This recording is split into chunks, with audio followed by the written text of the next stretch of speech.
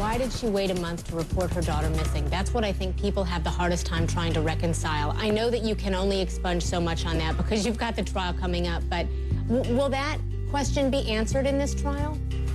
That question will be answered within the first minute of me standing up for opening statements.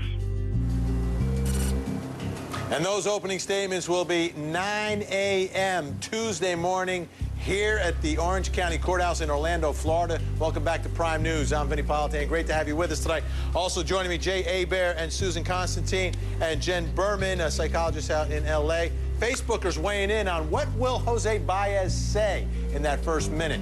Jennifer says Baez will pin this all on Cindy and George. Chris says, maybe he'll say Casey's guilty. Brad says, I still haven't seen proof that Casey did anything. All right, let me see what the guests have to say about all this. And thanks again for joining me. Jay, what could he say? What could Jose say on Tuesday in 1 minute that's going to explain everything?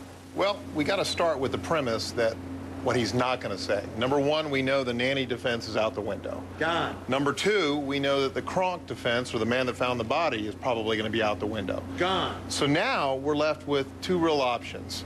Is she going to take responsibility and say it was an accident and she caused it, and then she followed up with these actions and that's why she did what she did?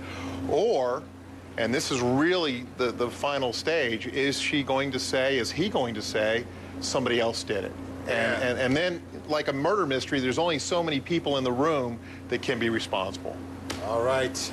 Let me go to Jen Berman. Jen, if in fact they do if the defense says that the death was an accident, little Casey Anthony tragically dies while little Kaylee dies while Casey's watching her, is that an explanation for partying? Is that an explanation for getting tattoos, acting completely oblivious to the death of your 2.5-year-old daughter? Could someone snap like that?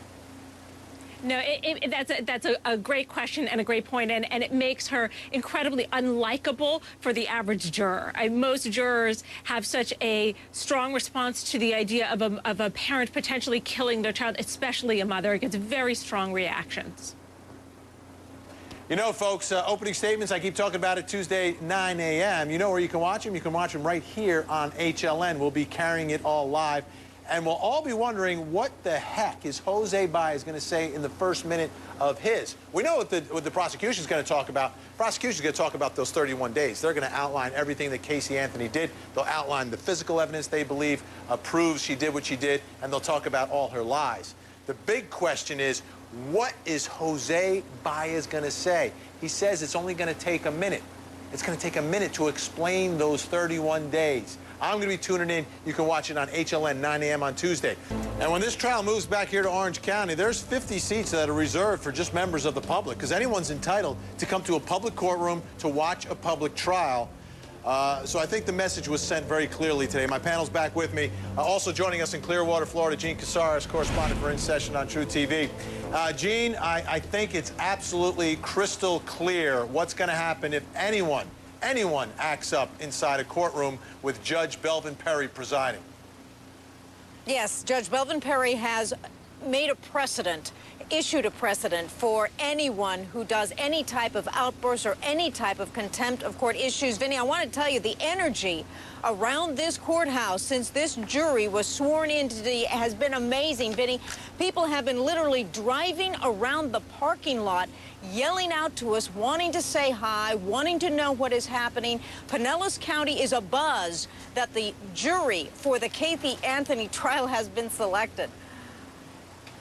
And Susan Constantine, with that jury comes some madness, right? We've got madness that will surround what's happening here. And what we're talking about is the highest profile case in the country, a case that people have been invested in since it happened. Everyone wants justice for that little girl, Kaylee Anthony, and they're willing to voice it, but you can't do it inside the courtroom. You know, it seems like they have some real boundary issues, and this case is pulled on the heartstrings of people all over the world. And, you know, you can see, here's a woman that comes in, she sits down, she's all by herself, and one thing that they didn't notice, that she was in an action stance. She was not seated back watching. She was ready. She was ready to voice something. And if the bailiffs could pay a little bit more attention to watch the nonverbal cues, they would see that that woman was about ready to either not attack, but she was about to do something. She was going to voice her opinion. So we have to look at, too, these jurors. What are their motives? Or excuse me, these bystanders that are outside wanting to come in. What's their motive to be in the courtroom? Why are they getting in there? Jen Berman, this gets into the psyche of these people. And these are people who don't know Caylee Anthony, but feel like they do because they followed the search for Caylee. They found out that she was murdered by someone. Most of them believe Casey Anthony's responsible, and a lot of them are going to come down to this courthouse and come inside that courtroom. How difficult do you think it will be for some of these folks to keep their emotions in check inside the courtroom?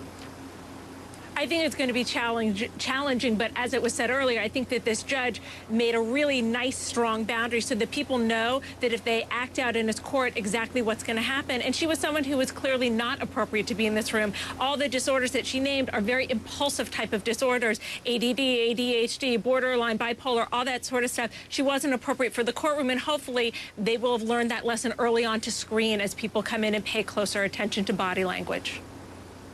Mike Brooks, what is security doing down here in Orange County? Are they prepared for people like this woman today? Absolutely. I talked to my sources right after this happened, Vinny. After I landed here in Atlanta, I talked to my sources down in Orange County.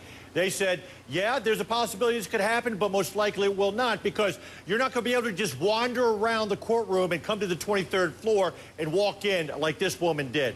They're going to be handing out passes starting at 5:30 a.m. They're going to be taking a look. They're going to be screening. There's a lot of cameras we see down at that courthouse. They're going to be watching the behavior of these people. And if there's any indication, if they don't like something, they don't have to let somebody in. They can give the pass to someone else. And they're going to have extra deputies there to make sure something like this does not happen.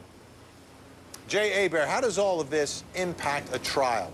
Obviously, you know the nature of this thing. She was, and here in Orange County, public enemy number one. Let's be honest here. She was public enemy number one.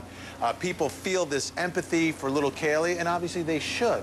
But how does this impact you? You're representing someone who's public enemy number one in that courtroom. Are you concerned about what's happening in the gallery? Well, you're always concerned about the impact on the jurors, and that's the key thing. And I think there's a little bit of risk here. I know that Judge Perry really wanted to get that jury sworn. We knew that from the beginning. BP was going to have priority on that, and he did. But now we're not going to see them till Tuesday. So they're not sequestered. They're given orders. They've got to get here. And then through the course of this trial over the next 8-10 weeks, we've got to make sure that they're monitored, that as a defense attorney and a prosecutor, and shielded. And as a prosecutor, you want to make sure that they're coming in and just seeing the evidence that comes from the witness stand.